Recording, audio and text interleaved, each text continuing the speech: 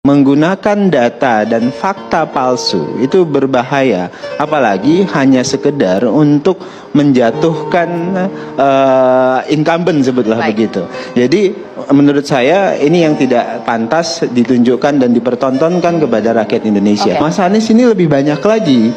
Jadi bagi saya Mas Anies kehilangan otoritas untuk bicara tentang etik dan moral. Pada hari ini juga beliau menunjukkan memang beliau sangat kehilangan otoritas etik dan moral, apalagi bicara itu.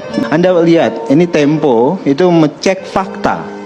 Misalnya Tempo hari ini menemukan Mas Anies menyebutkan ada belanja Kemhan 700 triliun belanja alutsista bekas.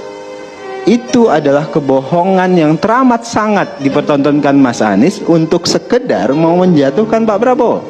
2023 yang namanya anggaran Kemhan itu 131 triliun.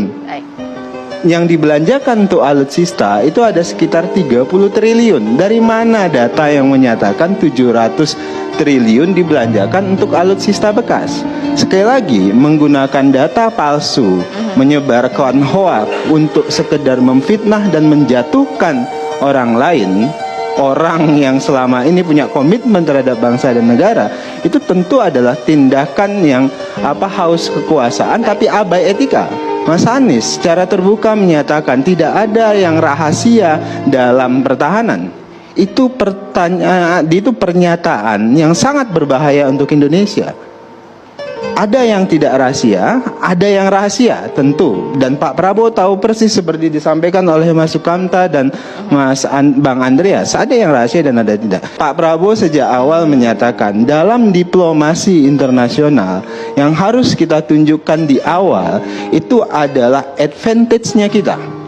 Kita kuat ekonomi, kita kuat pertahanan, kita kuat sosial budaya dan sebagainya.